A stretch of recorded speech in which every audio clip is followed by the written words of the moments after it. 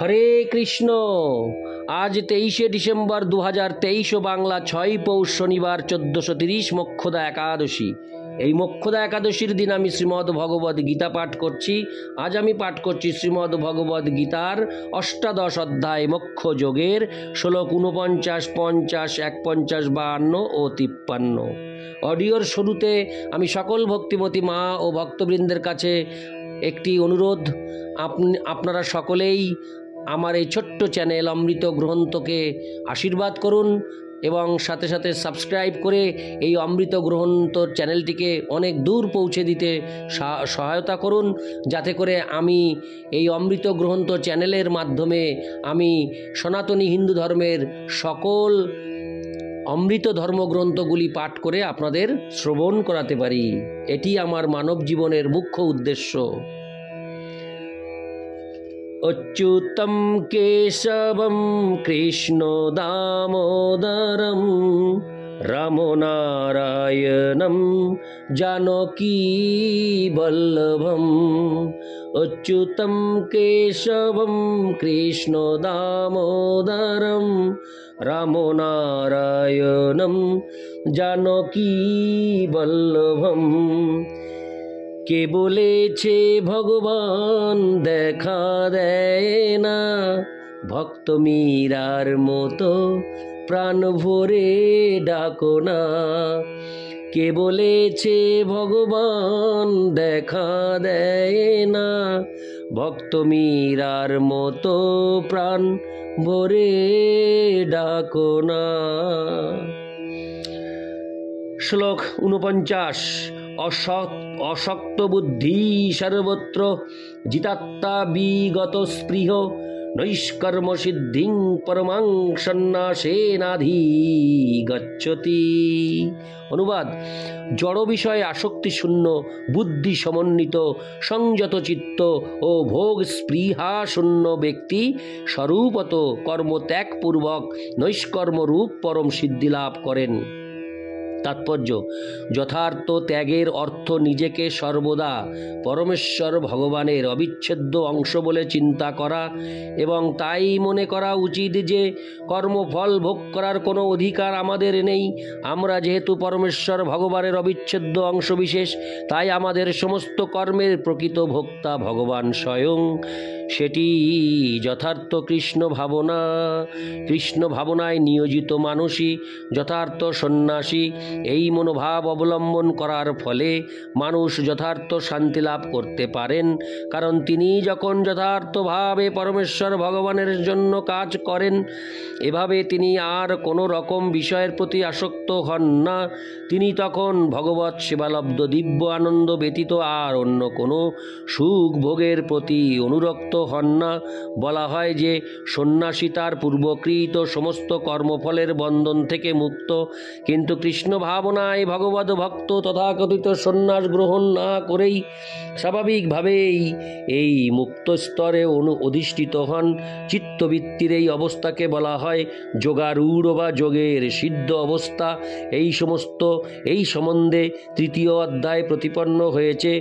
যথাস্তরতিরেব সৎ, যিনি আত্মাতেই তৃপ্ত, তার কর্মফল ভোগের আর কোনো ভয় থাকে না। ইতি শ্লোক 49। শ্লোক 50। সিদ্ধিং প্রাপ্ত যথা ব্রহ্ম তথাপ্নতি নিবধ মে সমাসেনৈব কৌন্তেয় নিষ্ঠা জ্ঞানস্য যা পরা।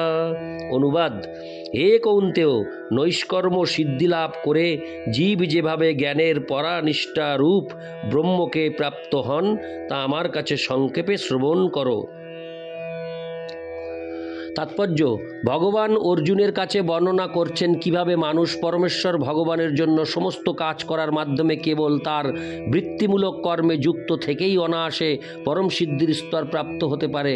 শুধুমাত্র পরমেশ্বর ভগবানের তৃপ্তি সাধনের জন্য কর্মফল ত্যাগ করার মাধ্যমে অনায়াসে ব্রহ্মোপলব্ধির পরম স্তর লাভ করা যায়। সেটি আত্মোপলব্ধির পন্থা। জ্ঞানের যথার্থ সিদ্ধি কেবল শুদ্ধ কৃষ্ণ ভাবনা লাভ করা, যা পরবর্তী শ্লোকগুলিতে বর্ণনা করা হয়েছে। ইতি শ্লোক 50। শ্লোক 51, 52 ও 52। একসাথে 51, 52 ও 53। বুদ্ধা বিশুদ্ধয়া যুক্ত ধৃত্তাত্মানং নিয়ম্য চ শব্দাদীন বিষয়াংস্তোক্তারাগদেশৌ বুধস্য চ বিবিক্ত সেবী লগ্ঘাসি যত বাক্যায় মানস ধ্যান যোগ পর নিত্যং বৈরাগ্যং সমুপাশ্রিত অহংকারং বলং দর্পং কামং ক্রোধং পরিগ্রহম বিমুচ্য নির্মম শান্ত ব্রহ্মভূয়ায় কল্পতে। অনুবাদ: বিশুদ্ধ বুদ্ধিযুক্ত হয়ে মনকে ধৃতির দ্বারা নিয়ন্ত্রিত করে শব্দ আদি ইন্দ্রিয়ের বিষয়সমূহ পরিত্যাগ করে রাগ ও দেশ বর্জন করে নির্জন স্থানে বাস করে অল্প আহার করে দেহ মন ও বাক সংযত করে সর্বদা ধ্যান যোগে যুক্ত হয়ে বৈরাগ্য আশ্রয়পূর্বক অহংকার বল দর্প কাম ক্রোধ পরিগ্রহ থেকে সম্পূর্ণরূপে মুক্ত হয়ে মমত্ববোধ শূন্য শান্ত পুরুষ ব্রহ্ম অনুভব করতে সমর্থ হন। তাৎপর্য: বুদ্ধির সাহায্যে নির্মল হলে মানুষ সত্ত্বগুণে অধিষ্ঠিত হন। এভাবে মানুষ চিত্তবৃত্তিকে নিয়ন্ত্রণ করে সর্বদাই সমাধিস্থ থাকেন। তখন আর তিনি ইন্দ্রিয় তর্পণের বিষয়ের প্রতি আসন্ন হন না এবং রাগ ও দেশ থেকে মুক্ত হয়ে কর্ম সম্পাদন করেন। এই ধরনের নিরাসক্ত মানুষ স্বভাবত নির্জন স্থানে থাকতে ভালোবাসেন। তিনি প্রয়োজনের অতিরিক্ত আহার করেন না এবং তিনি তার দেহ ও মনের সমস্ত কার্যকলাপ নিয়ন্ত্রণ করেন। তখন আর তার মিথ্যা অহংকার থাকে না, কারণ তিনি তখন তার দেহকে তার স্বরূপ বলে মনে করেন না। নানা রকম জড় পদার্থ আহরণ করে তার দেহটিকে স্থূল শক্তিশালী করে তোলার কোনো বাসনাও তখন আর থাকে না। যেহেতু তখন আর তার দেহাত্মবুদ্ধি থাকে না, তাই মিথ্যা দর্পও থাকে না। পরমেশ্বর ভগবানের কৃপায় তিনি তখন যা পান তাতেই সন্তুষ্ট থাকেন এবং ইন্দ্রিয় সুখ ভোগের অভাব হলে ক্রুদ্ধ হন না। ইন্দ্রিয়ের বিষয়সমূহ আহরণ করার কোনো রকম প্রচেষ্টা তিনি তখন করেন না। এভাবে মানুষ যখন সর্বতোভাবে অহংকার মুক্ত হন, তখন তিনি সমস্ত জড় বিষয়ের প্রতি অনাসক্ত হন এবং সেটি ব্রহ্ম অনুভবের স্তর। সেই স্তরকে বলা হয় ব্রহ্মভূত স্তর। মানুষ যখন জড় জাগতিক চেতনা থেকে মুক্ত হন, তখন তিনি শান্ত হন এবং কোনো কিছুতেই আর ক্ষুব্ধ হন না। ভগবদ্ গীতায় 2:70 সেই কথা ব্যাখ্যা করে বলা হয়েছে: আপূর্যমানমচল প্রতিষ্ঠং সমুদ্রমাপ প্রবিশন্তি যদ্যৎ তদ্যৎ কামাজং প্রবিশন্তি সর্বেশ শান্তিমাপ্নতি ন কামকামী। বিষয়কামী ব্যক্তি কখনো শান্তি লাভ করে না। নদীর জলরাশি যেমন সদা পরিপূর্ণ এবং স্থির সমুদ্রে প্রবেশ করেও তাকে ক্ষোভিত করতে